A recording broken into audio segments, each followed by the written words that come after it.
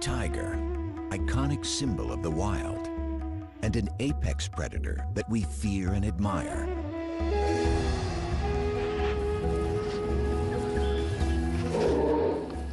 In our imaginations, they roam the jungle. But today, many tigers have never even seen the wild. The vast majority of them spend their lives in captivity. Princess is an American tiger, a distant relative of her wild ancestors.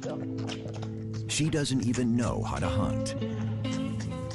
Most tigers in America aren't found in zoos. They're privately owned. There are more than twice as many of them as the highly endangered wild tiger. This could change if new legislation is passed that would ban the private ownership and breeding of tigers. What are the issues surrounding captive tigers in America? And what does the future hold for their wild cousins? Tigers are one of the world's most popular animals. Everybody loves to see a tiger at the zoo. Even the scientists who work around them are impressed by their majesty. Ron Tilson is the senior conservation advisor at the Minnesota Zoo and a renowned expert on tigers. He spent many years tracking and studying them in the jungles of Asia. My heart beats faster every time I see one.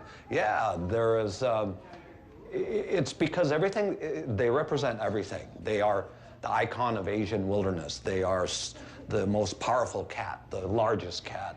They are, in my opinion, one of the most attractive cats. But it's also the fact that essentially we have evolved as a species with the tiger, and the tiger is one of the only animals on Earth that preys and eats people. And when a tiger looks at a human being, I think the tiger sees us for exactly what we are. We are nothing more than a piece of meat.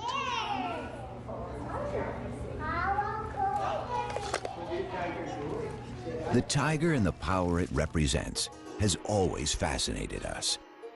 At the beginning of the 20th century, there were 100,000 tigers in the forests of Asia.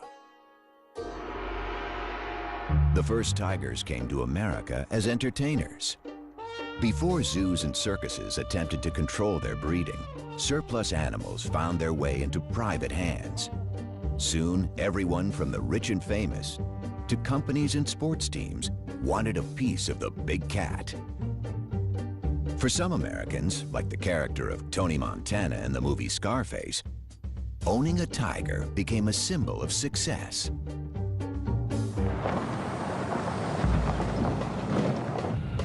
Martin Dins is a celebrity veterinarian and was one of the first to specialize in exotic animals. His talent and reputation led him to work for A-list stars like Michael Jackson and the magicians Siegfried and Roy. He witnessed firsthand the rise of the tiger population in America. The tiger pet phenomenon became a trend, I would say, in the early 60s. We could be driving in Beverly Hills and see a person driving a convertible with a tiger sitting up in the back seat. Or people owning a Jaguar, a big Jaguar, driving around in their Jaguar with it. There were no import restrictions. There were no restrictions on the sale out of a pet shop of these kind of animals. You know, a little tiger cub is nice and cute, so people thought it would be fashionable. It was unique. They could show it off, and it was trendy then. The pet tiger phenomenon may have existed briefly in other parts of the world, but it never had the dimensions it's taken on in America. In the 1970s, actress Tippi Hedren, the star of Alfred Hitchcock's The Birds, embarked on an unusual film project. She starred in the movie Roar, where actors and crew members rubbed shoulders with dozens of lions and tigers. I can't believe we did all that we were foolish enough to do it. So many of us were hurt. you know, that it was, insanity. It was truly insane here. Tippi Hedren radically changed. She converted the Roar movie set into the Shambhala Preserve, a sanctuary for abused and neglected big cats. Her strong stance against private ownership has drawn attention to the issues facing captive and wild big cats. In the wild, tigers are threatened by habitat destruction and human encroachment. They've been hunted and poached for their skins. Most of all, they suffered from the illegal trade of their parts for use in traditional medicine. 97% of the species have been wiped out over the last 100 years. And with only 3,200 wild tigers left, they are facing a total crisis. Well, just about everything has been tried, and just about everything has failed. Everyone is trying to think through how to go about making a future for tigers, and the bottom line is that we've failed in every example. There is no one place you can put your finger and say, aha, here's the magic formula on how to save tigers. Tigers have been on the endangered species list since it was established. In 1973, it became illegal to import tigers born in the wild. So the tigers living in the United States today are American, born and raised. The population of captive tigers has been steadily growing. In the wild, a female spends a couple of years teaching her 3 or 4 cubs how to hunt and fend for themselves. But in captivity, she can breed every year. Today, most American tigers are privately owned, and some people still keep them as pets. Susanna Kukol and Scott Shoemaker live in the small town of Pahrump, Nevada, with their 6 tigers. Hi, baby. I know. Mama's girl, huh? If your definition of pet is something you throw food at and it's nice and docile, okay, then that's not a tiger. That's my girl. That's my girl. Oh, that's my girl. In the cage, it's just fun. Outside, that's when it's like, okay, we are going for the walk, we are gonna go for the training. So outside is like you are in school. In the cage, it's, okay, it's their place, it's their home. Oh, somebody's being cute. So basically, that's the golden rule. You don't push them into any serious training in the cage, and you never ever turn the back on a tiger. But not all captive tigers are pets or collector's items. Some private owners see themselves as conservationists and believe America is the tiger's Noah's Ark. Patty Perry runs her own Center for Conservation and Education in Southern California. She is also the vice president of the Feline Conservation Federation, the largest organization promoting private ownership and breeding of captive exotic cats in the United States. It's far from perfect, but in our world today, we have to have captive breeders, private captive breeders. We have to have private educators, because the zoos can't do it all. You don't get that kind of contact and that kind of one-on-one at a zoo. They have been poached, they have been hunted for their pelts and for their internal organs, and we have very, very low populations. This is Prana, the standard. The snow white is Vishnu. This is my little red-headed stepchild, and this is the one, the golden tabby. He's gonna be our biggest tiger here. The tigers is very much an emotional bond. They respond emotionally. I got them all as babies, so I bottle raised them. So there is that connection. You know, they identify me as, you know, mom with the milk. Who wants to feed a tiger? I'll kind of start on this end and give you guys a chance. I want you to hold the stick. Just hold the stick and put it right through there. Let me have a bite.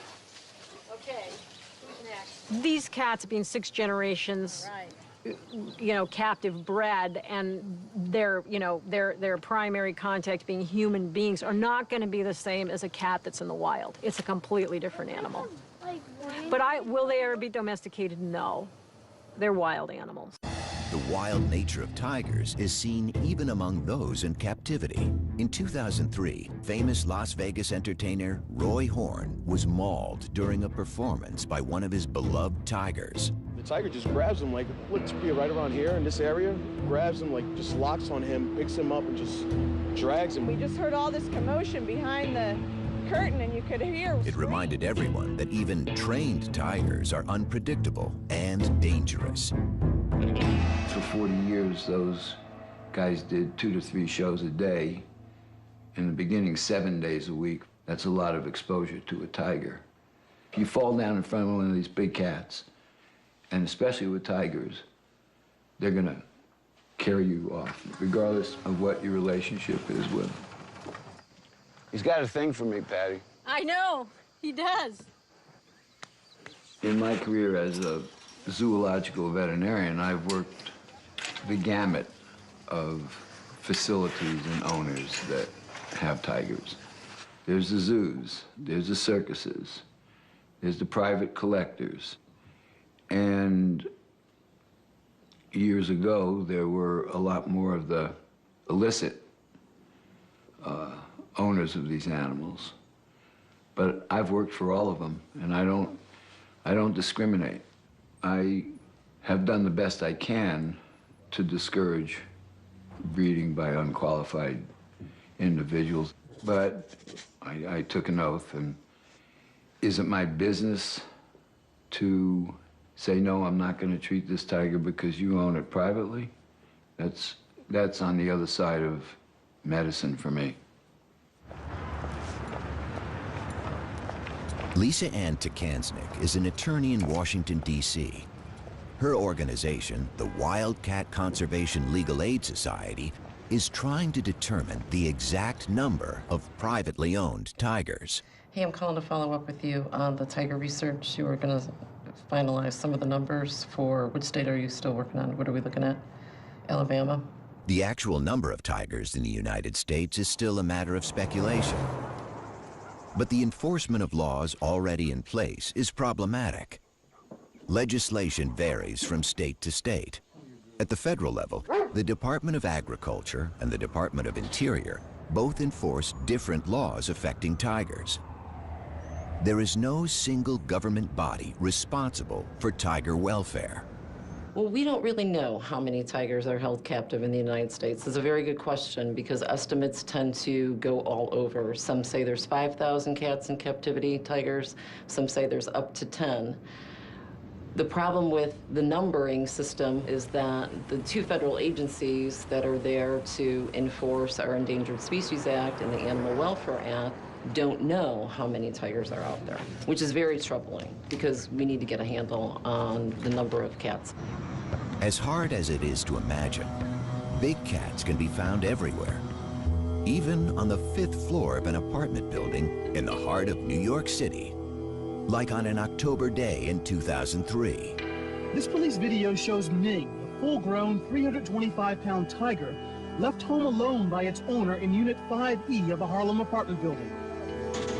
If the number and the location of big cats is a source for concern, a larger concern might just be the irresponsible owners.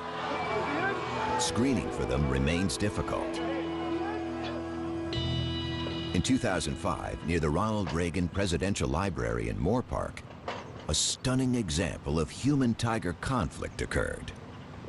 I saw the tiger right there, just real slow, huge. He was about this high up to the fence. Newly retired George Gross was the incident commander at the California Fish and Game Department.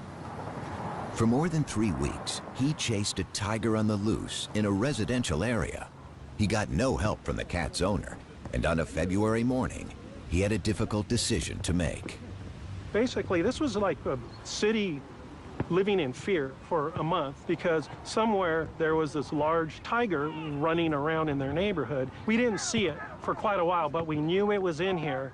So when it climbed out, it was like it came out of nowhere. All of a sudden, everybody could see it, and it started walking around quite slowly through the grass. You know, I was within 150 yards of it. First thing I thought was, like, what a majestic animal. This thing's beautiful. But then, you know, I came back in, it's like, but I have this job to do too. So it started walking towards me, and then it started going up a trail. I sat there and said, I can't have it up here on the soccer field, baseball field, and our opportunity to take a shot really diminishes. So that's when I gave the order for people with rifles to, if they had a clean shot, to take the shot. The male tiger, weighing as much as 600 pounds, was taken from the hills near the Ronald Reagan Presidential Library by wildlife officials who say they had no choice but to kill it. I've always felt that I, unfortunately, made the right decision. And, you know, to be honest, is the first thing I did was pat him and say I was sorry. Because I knew I didn't want to kill him. George Gross was not the last law enforcement agent faced with such a decision. There was an even more dramatic incident on October 18, 2011, when there was a massive release of wild animals in Zanesville, Ohio. The owner of a private zoo threw open the gates of his facility before committing suicide. This time, it wasn't one tiger, but 18 on the loose. They were all killed by the authorities along with lions, bears, and monkeys. It probably will come to another tragedy before certain laws are either enforced like they should be, or new laws are going to have to be implemented. To have multiple situations happen because we're not moving on these issues is very tragic, and it's very sad, not only for the individuals, but the cats that are involved, because most of the time those cats are shot on site. I'd rather see us be in a proactive mode versus a reactive mode. Is it time to ban the private ownership of tigers and other exotic animals?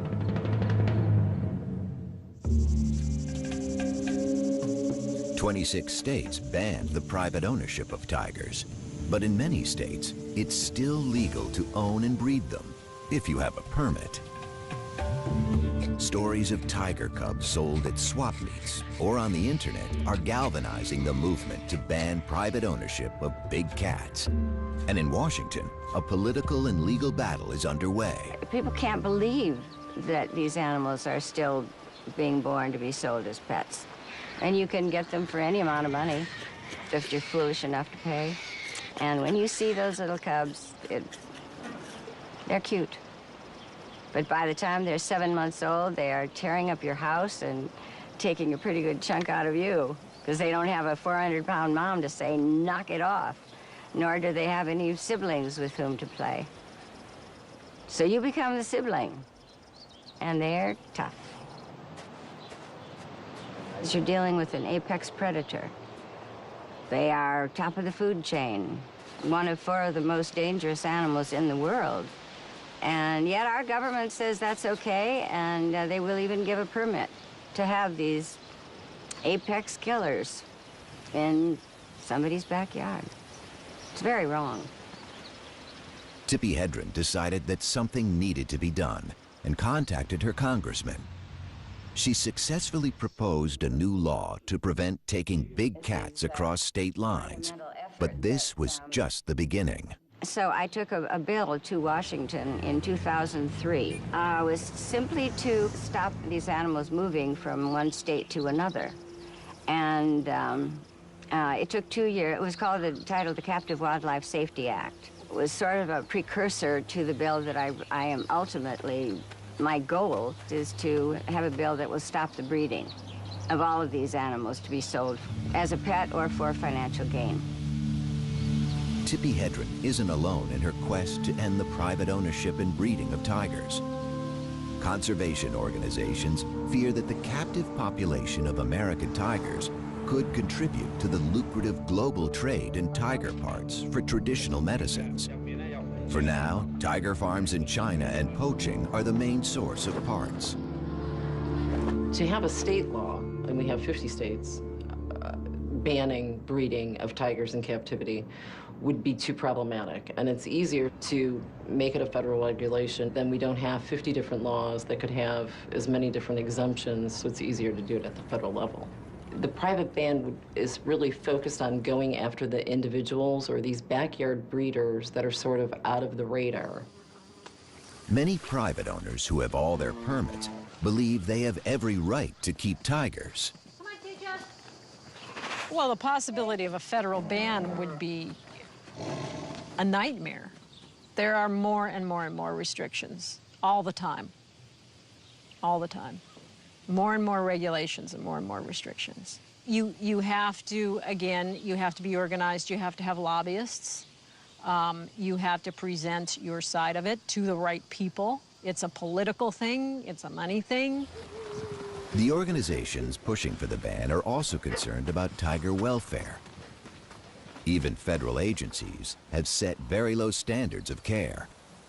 A 3x3 meter cage is the minimum requirement.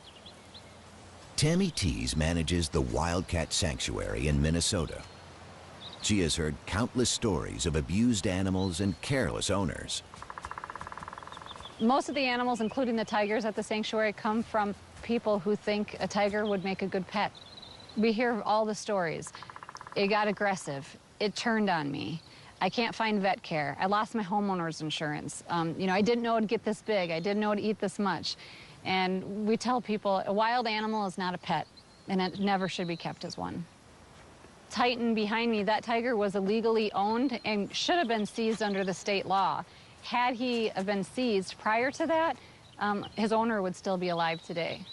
Stopping people from acquiring and breeding tigers motivates animal rights defenders and conservationists, but private breeders defend their practice by saying that if tigers were to go extinct in the wild, it would be better to have captive tigers than none at all. This view is highly controversial.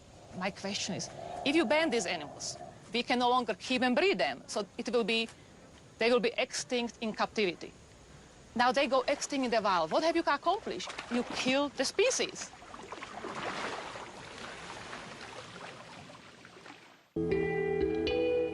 A ban on breeding or keeping tigers has broad implications.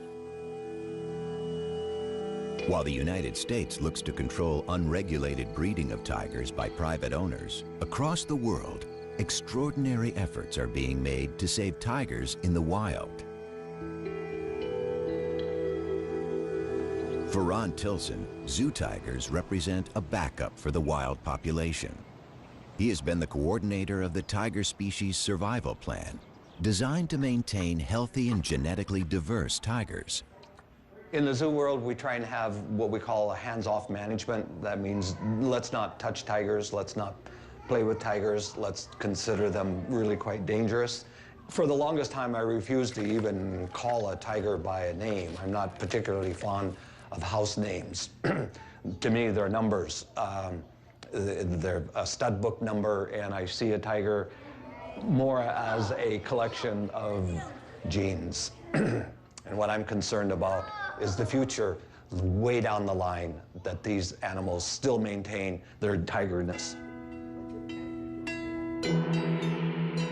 Scientists have divided tigers into 9 subspecies. 3 of them have already gone extinct: the Bali tiger in the 1940s, the Caspian tiger in the 1970s, and the Javan tiger in the 1980s. Surviving are the Siberian or Amur tiger, the Bengal, the Indo-Chinese, the Malayan, and the Sumatran tigers. They are all endangered. And the last South China tigers can only be found in captivity. We know every tiger in the North American zoos, and we know its lineage. We know every parent, grandparent, great-grandparent, great-great-grandparent, all the way back to its wild-caught mother and father. So we know exactly where they came from in Russia for the Amur tigers, and we know who they mated with and who their offspring. So we have these like giant family trees. Unlike most zoos, most private owners don't know the lineage of their tigers because no one has kept track of their pedigrees. Yeah, there you go, Elvis. Tigers from different subspecies resemble each other, and most breeders aren't interested in keeping subspecies pure. As for subspecies, I don't believe in them. I don't care.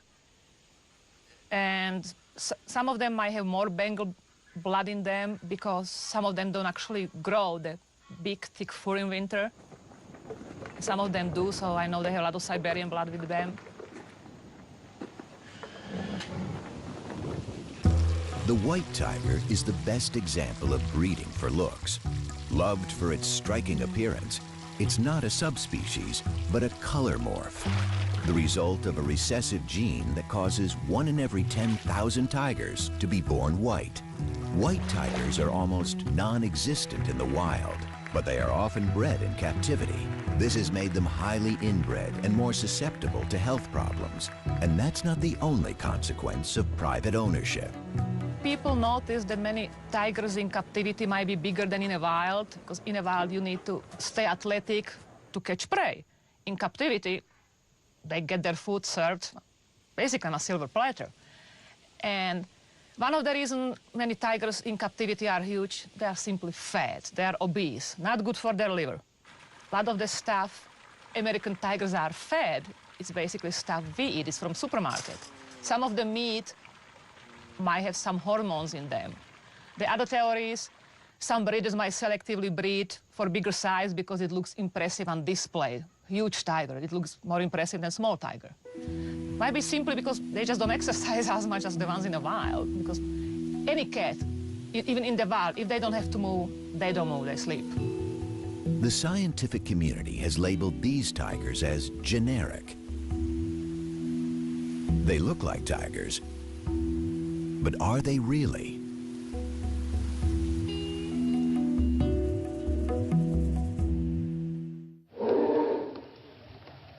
Tigers in the wild are generally solitary and secretive, coming together during the mating season and perhaps to share a kill. In captivity, they become very sociable with both humans and other tigers. They haven't been taught how to hunt and could starve if left on their own. Has the very essence of tigerness been bred out of them?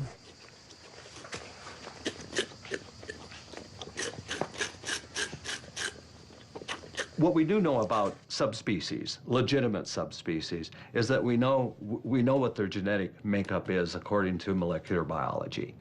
Okay, it can be defined. And that is why the private ownership tigers, they will never contribute to the conservation of wild tigers, simply because, not because they're not a tiger, because in a sense they are a Panthera tigris. That's the Latin name for what a tiger is. But they've lost their tigerness. They've lost their tigerness, and what we mean by that is they have been inbred and crossbred to the point where no one knows what their lineages are, and everyone knows the more inbreed you have, the greater risks or susceptibility to diseases. You become less fit, and when you become less fit, your ability to survive in the wild becomes negligible. The American tiger is really a junk tiger. It is nothing more than an illusion of a tiger. In 2005, Ron Tilson and Tammy Tees worked together to stop the breeding of tigers in Minnesota. They're concerned about the conditions in which private tigers are kept. So Sabrina is supposed to be a Sumatran Bengal mix, and she's our worst abuse case we've seen. She charged the fence nonstop. Mm-hmm. Yeah. But she does have, from this up around the face and that, sort of this Sumatran look to her with the really black stripe. And she's got a lot longer. They'd welcome a federal ban on breeding and ownership if it were to pass tomorrow. I wouldn't want to see these animals abused. You can't do that. That I would lose sleep over. But I would certainly like to see them all neutered, and I would like to see them well taken care of until they die. Would that bother me? No, that would put me to sleep really well. We'll just simply lose a large number of worthless tigers that consume resources that should be spent on wild tigers, and that actually corrupt the message that we're doing something wonderful for tigers, when in fact we're not doing anything for tigers. Why are we spending all of this time and energy and money in trying to protect the right to own this or even allowing it to happen and putting people at risk. And I keep coming back to these same issues. I don't get it. I don't get why it isn't stopped. Conservationists have been reluctant to study or give any attention to American tigers. However, with the crisis in the wild, some of the scientific community are taking a closer look at these generic tigers. Stephen O'Brien is former chief of the Laboratory of Genomic Diversity at the National Cancer Institute. He's an authority on big cat genetics and evolutionary biology. But his work has sparked controversy in the conservation world. Is there a value in the admixture in tigers? That is, tigers that have an ancestry that includes interbreeding between different subspecies. Of course there's a value in it. It's still a tiger. Most of the tigers in captivity are considered by friends and colleagues to be junk because they're hybrids between different subspecies. And many of them are, but I wasn't sure how many. Stephen O'Brien's team has recently designed a method to determine the genetic makeup of big cats. So we used this DNA fingerprint technology that was developed to identify the difference between subspecies of tigers. And I said, if you take one of these tigers that we don't know, is it really a hybrid? Well, what we found was that many of them are indeed pure subspecies. They were either Bengal, or they were Amur, or they were Sumatran, or one of the living subspecies. I think the captive population should not be discounted. Good. Nice. The reassessment of these generic tigers has led to another exciting discovery. Not only are some of them purebred subspecies, they also have a rich genetic diversity, as rich as in the wild population. Since their ancestors were taken from the wild when tigers were thriving, some captive tigers have retained many characteristics, perhaps now lost in wild tigers.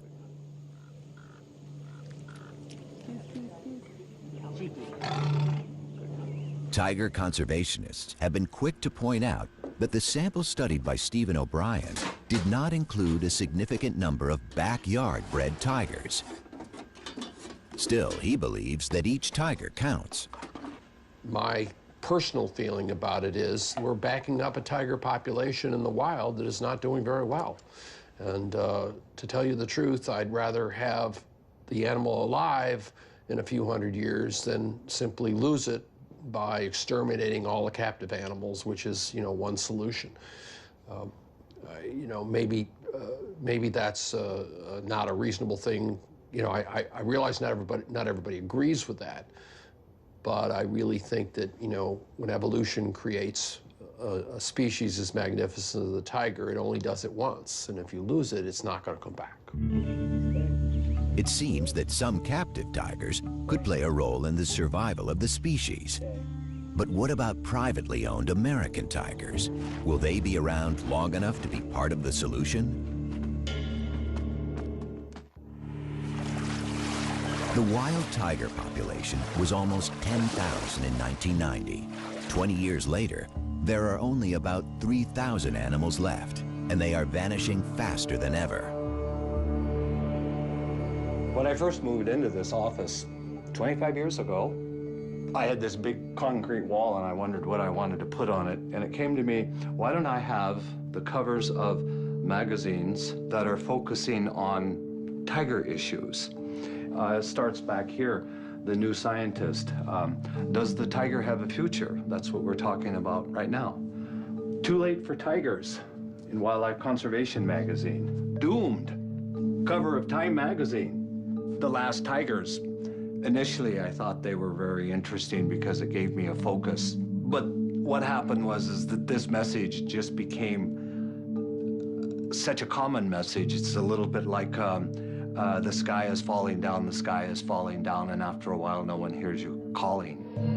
World leaders seem to be finally waking up to the dire future facing wild tigers. In November 2010, an international summit was held in St. Petersburg. The goal was to develop a strategy to save the wild tiger from extinction. Heads of state from the 13 tiger range countries set a target to double the population by 2022 and committed over 230 million euros. But is that enough? The threats facing the Asian big cat are many and serious. In August 2011, the U.S. Fish and Wildlife Service announced that it wanted to reinstate a permitting process to control the breeding of generic tigers. This would severely reduce the number of tigers bred in captivity. But for the proponents of a total ban on private ownership, things aren't moving fast enough on Capitol Hill. Along with private owners, the entertainment industry is lobbying to slow down the legislative process. I am very annoyed that this bill is in the status that it is. It's just up in the air right now because we can't, I am not going to buckle and say it's okay to breed these animals. It's a huge problem. Come on, Ace. Yeah, she's a little fat. She's getting old. You gotta maybe try the fight. But tigers have created jobs and income. They appear in movies. They're still popular in circuses. And there's even an industry that's created a special diet for them. In these days of economic turmoil, a ban that would cost American jobs isn't easy for a politician to support. To be honest, I really don't know what the federal ban will do because like so many of the federal regulations and the state laws, there's going to be exemptions carved out of a federal ban on breeding tigers and other big cats. So the circus industry could be exempt, entertainment could be exempt. It'll be a very long process because there's a lot of money involved. From the professional's standpoint, it's a sensitive issue because they're being regulated out of the business. And well, from the owner's standpoint, it's a sensitive issue because they're attached to the animal. And they're emotional about it. Only recently, American tigers have come under scientific and legal scrutiny, and their fate raises many questions. But if the wild population is to double, animals bred in captivity will be required for the complex process of reintroduction. Even though conservationists have every reason to be pessimistic about the future of the tiger, there is still some hope. We're on the cusp of a new revolution in tiger conservation, and that is looking at reintroduction of captive individuals back into spaces where they once lived. The big issue is, can captive tigers actually go out and live and survive on their own in the wilderness areas? The honest answer to that is, don't know. There's some who say no, they have to be taught how to do this, and they learn from their mothers, and the mother can't teach them if there aren't natural prey. But in fact, all of these are little roadblocks. All of these can be taken care of and surmounted. Captive bred lions and cheetahs have been introduced into the wild in South Africa. This has encouraged Chinese officials. Today, South China tigers are being prepared in Africa for their reintroduction in China. Each generation will be released into a larger and wilder setting. They will learn how to hunt, teach their skills to their offspring, while having less and less contact with humans. But preparing tigers for their release is only half of the challenge. Experts know that wild tigers need space, and 250-kilo predators also need prey. Preserving the ecosystems of tiger range countries is as crucial as preserving the tigers themselves. That's why there are so few of these rewilding efforts.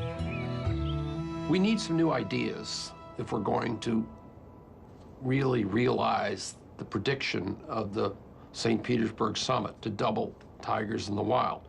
And one of the possibilities is to be exploring places where we can restore tigers. Central Asia, the former range of the extinct Caspian tiger, is a vast region with a sparse population. Countries like Kazakhstan and Uzbekistan did not participate in the St. Petersburg summit, but they are prime candidates for bold conservation initiatives.